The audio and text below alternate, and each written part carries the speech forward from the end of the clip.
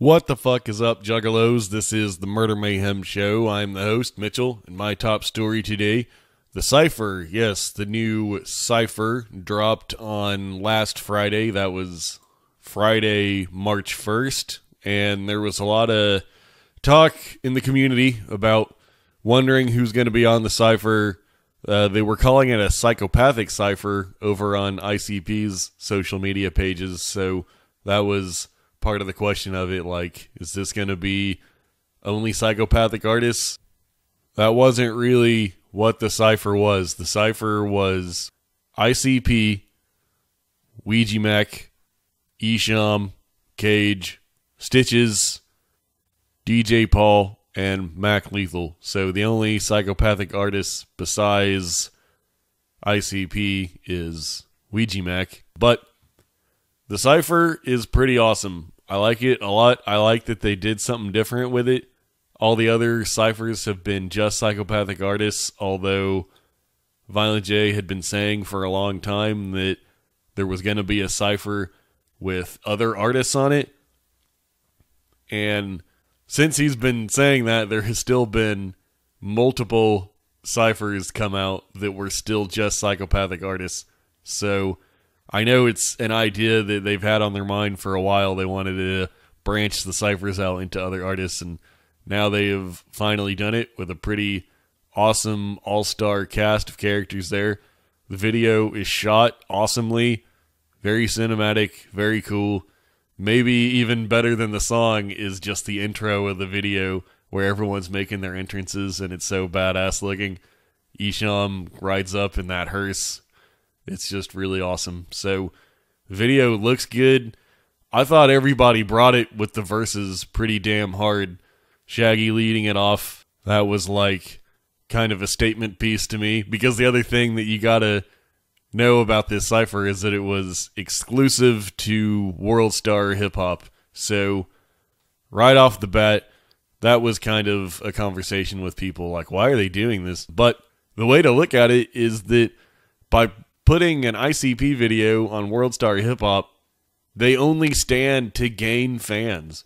See, anytime you can make a move where you can only benefit and there is no negative, it's a good move. What I mean is that, okay, there's going to be people that hate on ICP and hate them, and they're regular World Star viewers, so they watch the Psypher and they continue to hate ICP. Just like they always did. Okay, well, no change there then.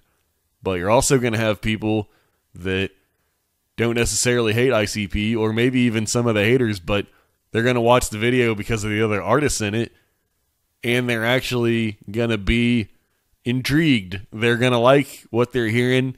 Maybe they've never heard ICP before, and this is the first time, and now they're going to be diehard ride or die Juggalo. So unless there's any Juggalos that are going to start hating ICP because they put the video on World Star, and I don't think that there are, then the ICP only stands to gain new Juggalos when they do stuff like this.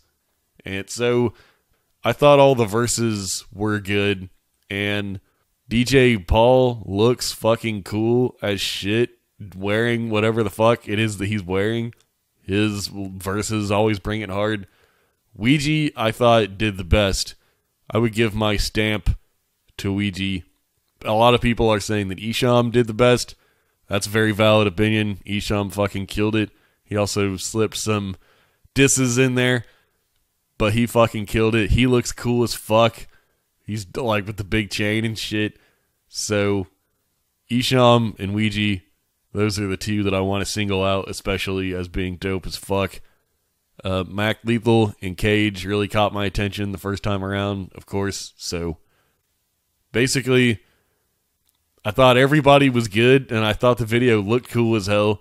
And closing it with Violent J to me seemed like a power move. Like, starting it with Shaggy and ending it with Violent J. And they even call it the ICP Psypher. That's what it's titled on World Star's YouTube. So, they're like really flexing the ICP of it all. Even their intro in the Psypher was like more cinematic than the others. So ending it with Violent J, I don't think they've ever done that on a Cypher before, right? Like, I really don't think they've ever started and ended with ICP, with Shaggy and Jay in the end, but usually I think ICP's just in the middle there. They don't usually start it or finish it, but this time it felt very deliberate, just like, yeah, bitch, we're ICP, and we have all these fucking mega stars in this video, and even also probably some people you never heard of, and they're all rolling with us on our ciphers, so fuck off if you don't like it.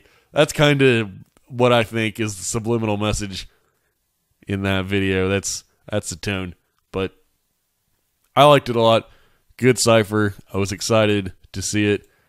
I really like the Juggalo Love cipher a lot, the one from 2017, so I continue to claim that one as my top favorite cipher, the 2017 Juggalo Love cipher. That shit is fucking awesome. So I'm still calling that my number one, but good job to everyone. I liked it a lot.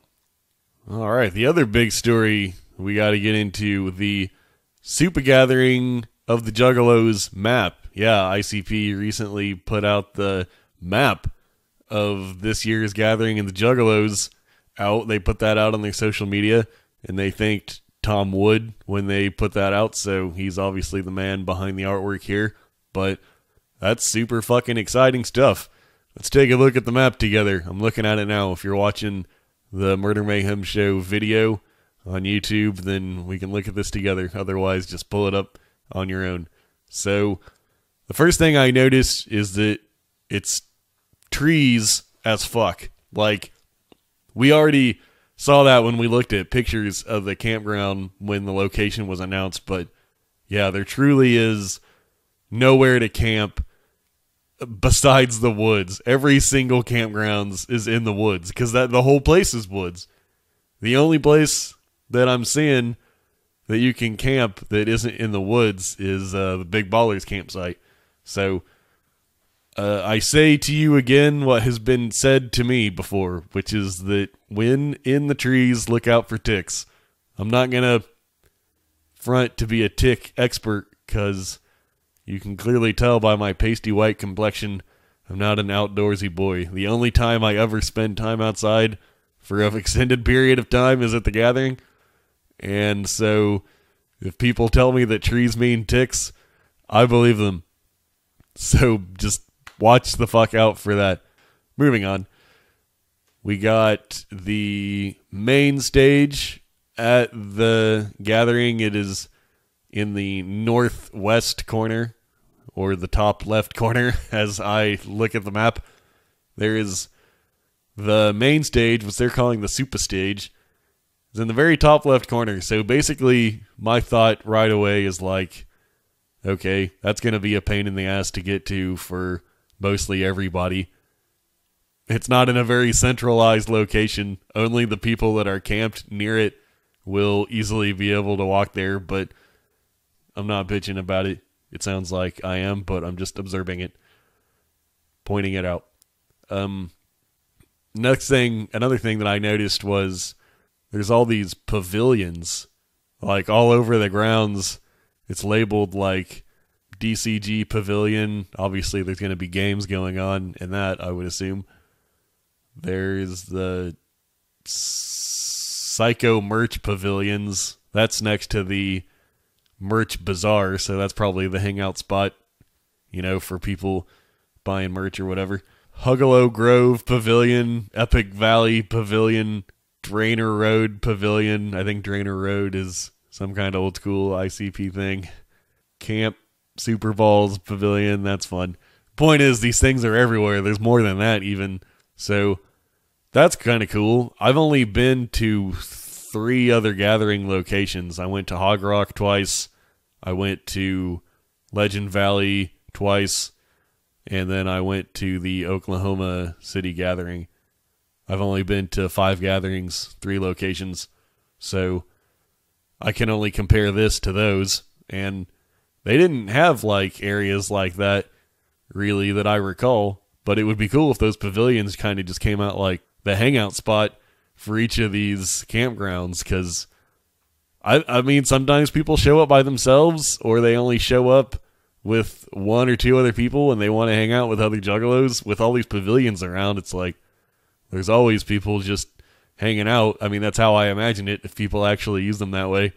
But I thought that was neat. And if nothing else, at least there's fucking shade, easy shade all over the place. That's the good thing about all the woods too. At least everyone camping in the woods is like going to be shaded by the trees. So there's a pro for that. There's also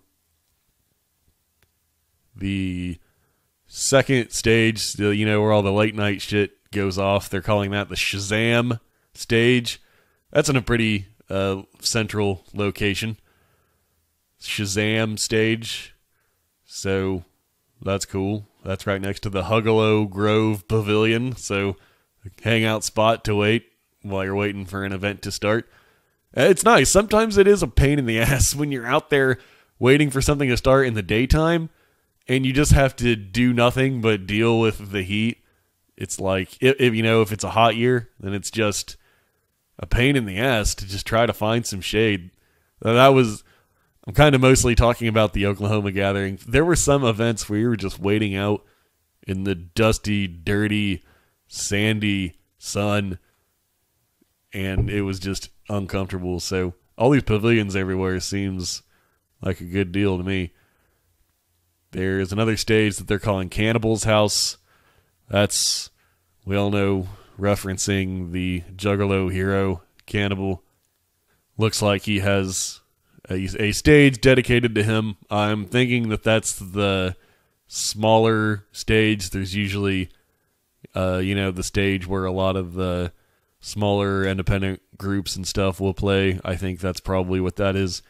That's really nice that they named it the Cannibal's House. That's nice. They should stick with that. That should be what they call that stage from now on, because that's just nice. That's good. So that's cool. What else we got here? Uncanny stage. Not sure what that is. I mean, the gathering. There's just fucking stages and tents everywhere. Freak show tent. JCW stage is back by the main stage again this year. That's how they did it at Legend Valley as well the last time I was there. Kapow Club. No idea. They always give different names to this shit, so it's hard to fucking tell. Kapow Club. That's, they always have different names, like Bomb House. That was someplace in Hog Rock. They always just have different names for these places, so who the fuck knows? Autograph Tent, of course, that's just called Autograph Tent. That's down by the Cannibal's House. There's the showers and water refill. That seems kind of inconvenient too. That's like on the very north road of the whole grounds, so if you're in the south and you got to get water, you're going to have to walk all the way across the campgrounds. So hopefully the grounds aren't so big that becomes a problem, because that's kind of annoying. I wish there was more water and showers and stuff throughout the whole area, but if you ask me, the money place to be camping is in the northern area of the map, depending on how much traffic bothers you, because sometimes people want to be away from all the shit just so they can have more privacy. But with all these woods, I don't think privacy is going to be a problem. You're going to have some weird shit going on in those woods. I hope people know that. The woods is going to be a place for all kinds of debauchery. And please, by the way, people, do not fucking burn this place to the ground, I beg you, with fireworks. There's so many woods. Don't be an idiot and start a forest fire and kill everyone. Is that a big request, or is that reasonable? Please don't kill everyone at the gathering with your own stupidity. That's all I ask.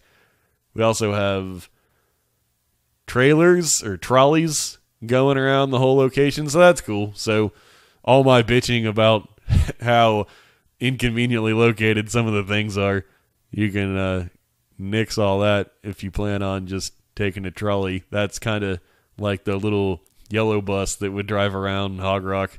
You just hop on that and go wherever.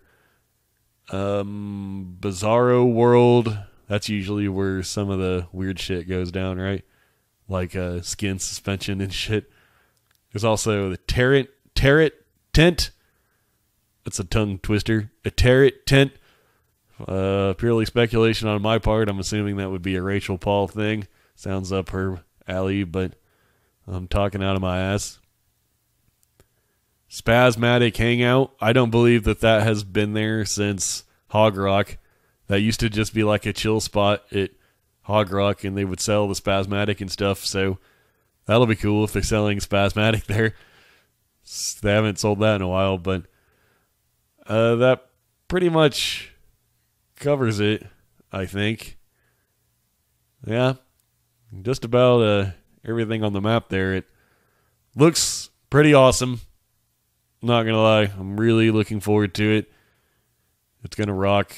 That is the gathering. They haven't sold tickets yet. Who the fuck knows what's up with that? Unless I'm out of the loop, there hasn't been an update on that. Last I heard in February, they said that they were going to be selling them by the end of the month. So, unless something has happened since then and I missed it, then that's just a mystery. But they just put this map out recently, like within the last few days, so obviously everything's all good. It's tempting to get worried if the tickets don't go on sale when they say they will. The imagination can make you wonder, but they just put this map out, so gathering's still on at this location. They just haven't been selling those tickets for some reason. I'm looking forward to it. I'll be there. That'll be number 6 for me. I look forward to meeting all of you that I have not met, and also the ones that I have met. That'll be the shit if you see me walking around. Say what's up. Next, another big piece of news. ICP has been interviewed by Vlad TV. So, if you watched last week's Murder Mayhem show, I was saying a lot that ICP needed a better press run before Fearless Fred Fury to really maximize the sales. And it looks like we're really now into the press run of it all. Would have been nice if they could have been able to do that before the album came out, but better now than never anyway. So ICP has been doing an interview with Vlad TV, and I don't think I've ever talked about Vlad TV on the Murder Mayhem show before, but since he's interviewing ICP now, then that gives me a reason that makes him relevant for me to talk about. So I don't really like DJ Vlad that much as an interviewer.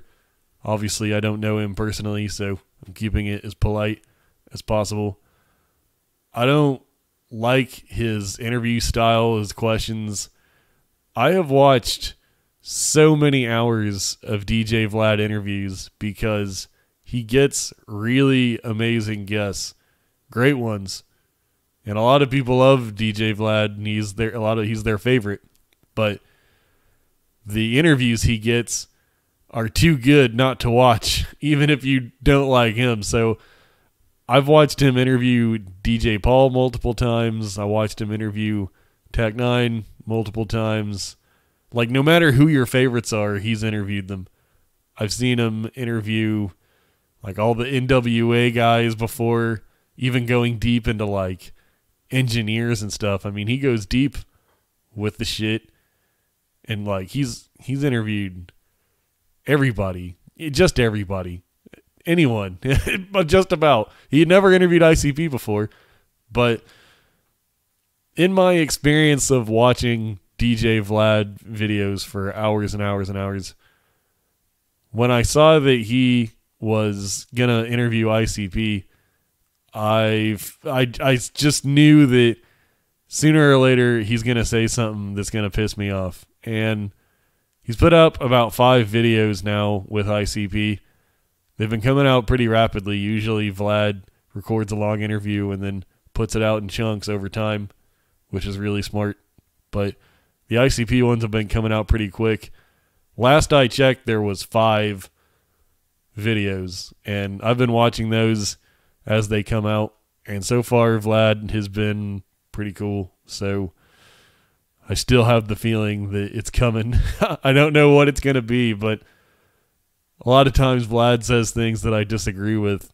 Like, I really enjoy the R.A. the Rugged Man interviews with Vlad because I feel like R.A. the Rugged Man will say the things to Vlad that I'm saying to Vlad through the computer screen. Like, if Vlad says something that I think is stupid, a lot of times Ari the Rugged Man will jump in to say, no, that's stupid. So a lot of times I find myself disagreeing with Vlad or not liking the direction he's going with the interview.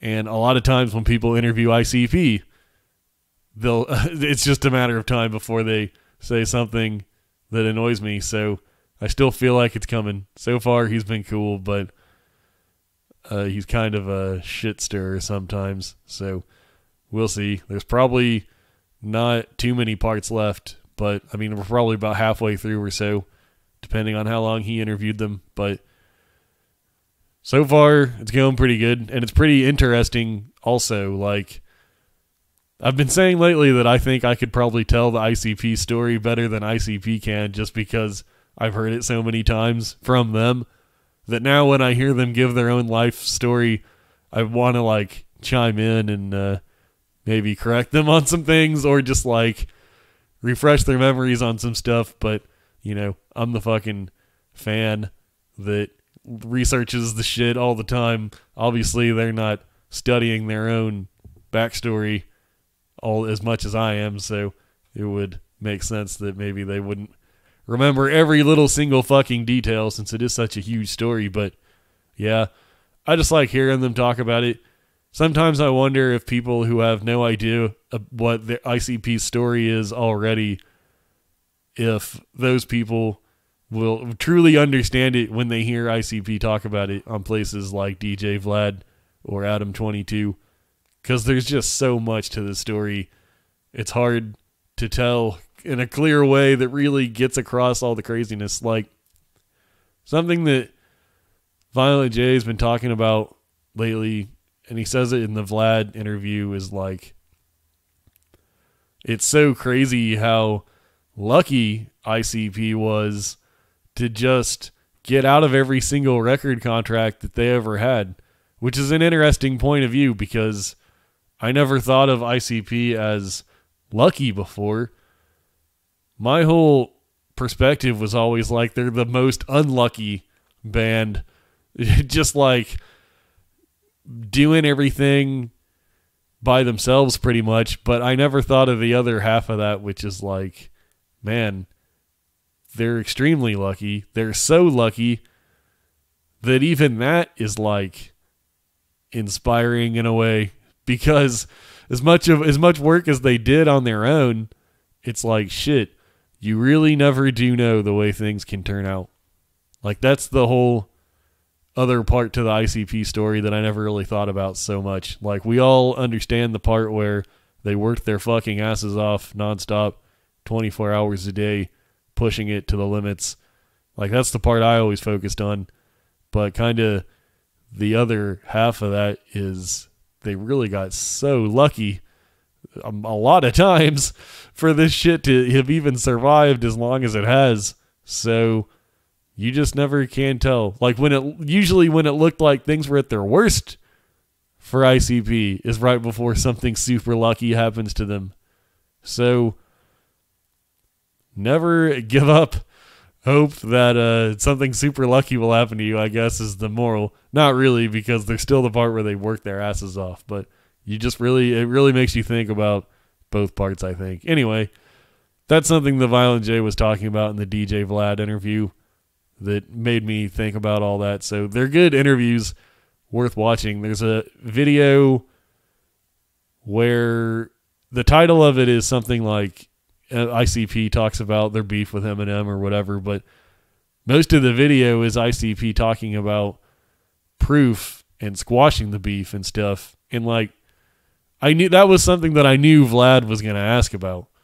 I knew it just because, of course, that's just his style. So I knew eventually he would ask about Eminem, but when he did, it wasn't even bad. Like, it wasn't, bringing up bad shit or whatever. It was mostly about how I got squashed. So that's interesting. One thing that caught my ear in one of the videos is Vlad asks ICP why they're wearing the paint. And the way I always remember hearing them talk about it, anytime someone asked them, is that they got the idea to wear the paint from the Esham Homie Don't Play CD, right? You tell me, listeners, because I know you know a lot of shit, and I think I know a lot of shit, and that's the way I always remember hearing the story, that Violent J got the idea for the clown shit, or to wear the paint anyway, from the Homie Don't Play CD. That caught my attention, but it's a good video anyway, good story, worth listening, worth watching those DJ Vlad videos so far. So far, so good. I'm enjoying them.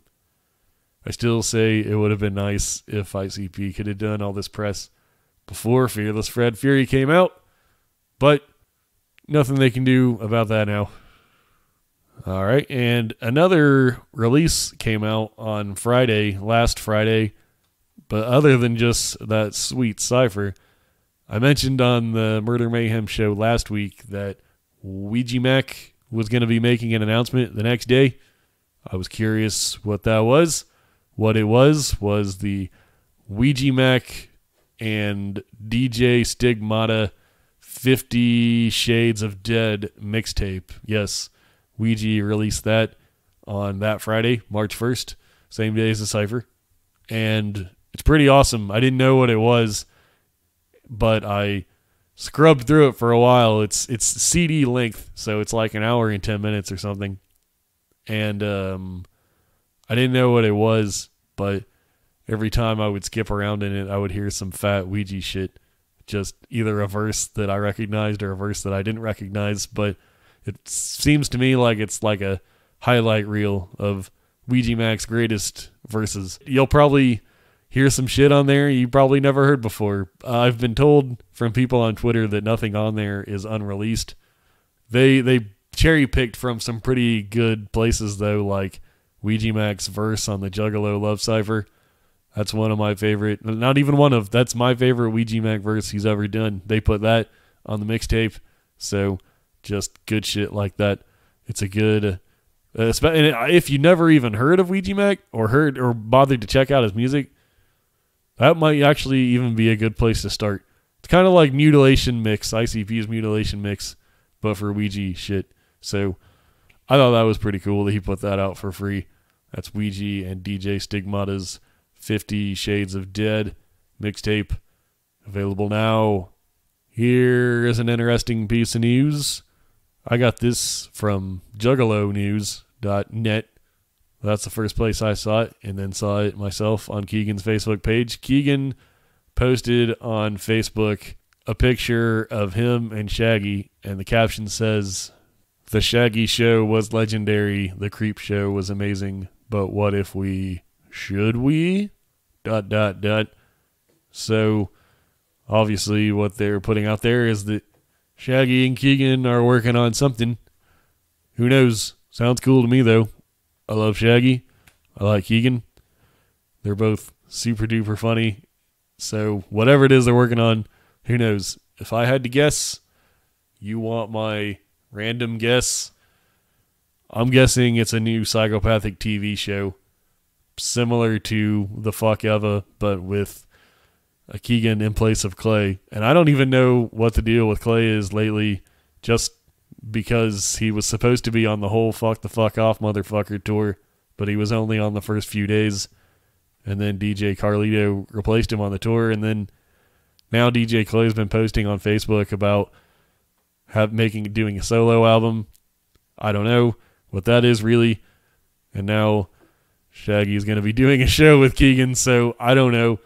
I don't know if DJ Clay is being phased out, or maybe I'm just talking out of my ass completely and totally. Either way, seems like everybody's busy doing their own thing regardless, so I'm looking forward to this Shaggy and Kegan joint, whatever it is. And maybe that's not what it is at all. Maybe it's more like the Shaggy show, which is just road antics pretty much. So it could be really anything. You never know what you're getting with Kegan. I really respect Kegan's hustle. He's always working on something, putting something out there. Looks like he's got more irons in the fire now with this Shaggy 2 Dope thing. I'm really looking forward to it, whatever it is. And here's a piece of news. that I got from Beneath the Dirt. I probably would have missed this completely if I didn't see it on Beneath the Dirt's Twitter, but Kottonmouth Kings posted something on their Instagram page that was very eye-catching. It's the Kottonmouth Kings logo, and it says, "Long time coming, big announcement shortly, hashtag KMK fam, hashtag spade never fade." And the background behind the Kottonmouth logo appears to be the SRH logo, that spade-looking logo. So what's cooking there between Kottonmouth Kings and SRH? I guess maybe re-hooking back up, maybe rebooting the Kottonmouth Kings. I don't know. Obviously something's happening. Looks very energetic, so that'll be good, I think. Whatever it is, I think it'll be a good thing if it goes down, whatever they're talking about. A comeback of suburban noise, perhaps. And I like Kottonmouth Kings for a very long time, almost as long as I've liked ICP, and the suburban noise shit was like legendary. So they could bring that back in. I don't know. It's very exciting though. I'm down for it, whatever it is. Maybe they'll get some of the members back in place and do it right. So that was very eye-catching. I liked it. I like to see that. I'll definitely be continuing with that story as it develops. And I end with this week's Murder Mayhem Show poll. Yes, last week on Twitter, I asked, which is the better Wraith album? The choices I gave were Shangri-La, Hell's Pit, and the Wraith remixes. The results are in with 245 votes. 53% said Hell's Pit, 45% said Shangri-La, and 2% said Wraith remixes. And I gotta say, I agree with the Hell's Pit people. I thought Shangri-La was gonna come out on top actually, but it was pretty damn close. Hell's Pit narrowly beating out Shangri-La, 53% to 45%. And I gotta say, I'm a Hell's Pit man myself. Especially in terms of that versus Shangri-La, I would definitely take Hell's Pit all day. Love it. Love the wicked shit. I think it has more songs that are better than Shangri-La, so love it. Big Hell's Pit fan right here. And it won the poll, 53% for Hell's Pit, 45% for Shangri-La, and 2% for Wraith remixes, which I'm going to look through the comments here, and I hope that there's someone speaking on behalf of the Wraith remix albums, because I want to hear where you're coming from, because I'm not on that page at all. But we got a tweet here from @TWickedJuggalo, and he says, "I really like all three of these, but I would have to choose Hell's Pit. I wonder what it would have been like if ICP released Hell's Pit first and then ended the first deck on a good note with Shangri-La." That's an interesting thought. Yeah, I wonder how that would be different. I do think that it's better the way that it is, with Shangri-La ending it and then Hell's Pit, because that feels to me more like Shangri-La is the real ending and Hell's Pit is like an alternate ending or a bonus ending. But yeah, that would be interesting if they did it the other way. And since they have more Hell's Pits and Shangri-La's coming, as Violent J has confirmed, I would be down to see them do it that other way. The reverse way from the first six. If they ended with Hell's Pit and then Shangri-La for one of the decks, that would be cool, because it's always cool when they do something different. So that was a good idea. I wonder how that would be different as well. Got a comment here from Beneath the Dirt, and he says, "Shangri-La easily, LOL."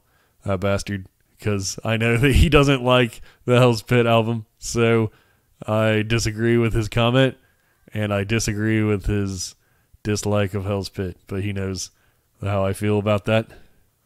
Devereaux weighed in to say Hell's Pit greater than, and that's it. Just Hell's Pit greater than. So I think the message there is that Hell's Pit is greater than everything. Put whatever you want on the other end of that.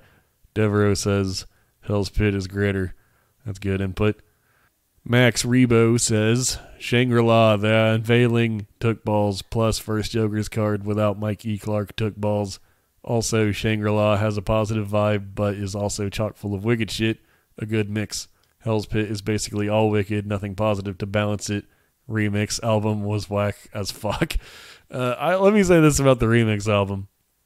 I would definitely put it on the bottom, near the bottom of my list of all-time psychopathic releases. I'm not really with the Wraith remix albums at all.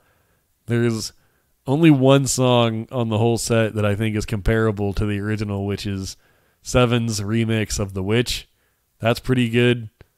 And then if there's only one other one worth mentioning, it's the Wolfpack remix of In My Room is an interesting take on that song. But for every case, I think I would rather just listen to the originals, so I wasn't into the remix albums at all.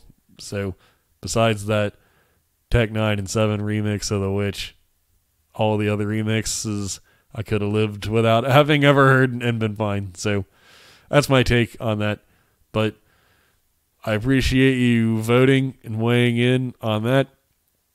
I'm going to read one more comment. This comes from Whoops by Yerkin Creeper. And the comment is, you should use the following comment from Yerk. Sell me a fucking MMS t-shirt, please. Double dare you. Now, I don't think this has anything to do with the poll, but I accept your double dare. I reuse this comment to say that a lot of people have asked me for Murder Mayhem Show t-shirts, and for now, it's not happening because being the only person that has this t-shirt is probably the biggest way that people recognize me still. So until I am as recognizable as, you know, like a CPN or a Scotty D or anyone like that, I have to be the only one with his shirt, because if other people are walking around wearing the shirt, it could cause some confusion. So maybe I'll sell some different designs or something at some point down the road, but I wanted to address that because people ask me about shirts a lot, and right now it is not happening. I used to tell people that it was going to happen, and now I'm saying it's not happening. So there you go. Maybe one day. But I appreciate everyone voting, weighing in on the poll. I have a new poll for this week, a new question, and that question is, which is the best 90s ICP EP? Your choices are Dog Beats, Beverly Kills, The Terror Wheel, or Tunnel of Love. Those are your four choices. I was careful to say ICP EP and not Insane Clown Posse EP, since Dog Beats is obviously not an Insane Clown Posse EP, but it does fit in with the ICP EPs. It certainly is an ICP EP. So Dog Beats, Beverly Kills, Tunnel of Love, Terror Wheel. Those are your four choices to vote on for that. Next week I will read the results, some comments, give you my thoughts on the matter. So definitely peep that out. I think that just about wraps this episode up now. You can go to murdermayhemshow.com to get all the links to all the social media accounts. There's Twitter, Facebook, Instagram, YouTube, or you can just go to any of those places and search Murder Mayhem Show. I'm usually the one that comes up fairly quickly, so peep those out. I also want to make an announcement that is probably not ready to be made, but I'm doing it anyway, which is that the first Murder Mayhem Show live stream will be going down on Saturday, March 16th, 7 p.m. Central Time. That's 8 p.m. Eastern Time, I believe, but I am in Oklahoma in the Central Time Zone, so it's 7 p.m. to me, damn it. And I don't know if there's going to be other people on it. I don't know really what I'm going to talk about, but whenever I'm on other people's streams, I can't stop butting in and talking about whatever I want to talk about anyway, so I'll do my own live stream, and I'm counting on a lot of people to show up in the chat and talk about shit, because that's what I really want to get into. Your questions, your topics, your discussions. I think that would be pretty fun. So peep that out next Saturday, March 16th, 7 p.m. Central Time, 8 p.m. Eastern Time. Murder Mayhem Show live stream on YouTube.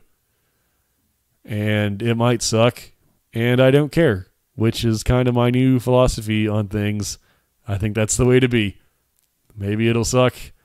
Who cares? If it does, I'll figure out a way to make it not suck or stop doing it. So either way, it'll be fun. We'll see what happens. Check that out next Saturday. And I think that just about wraps this up. So until next time,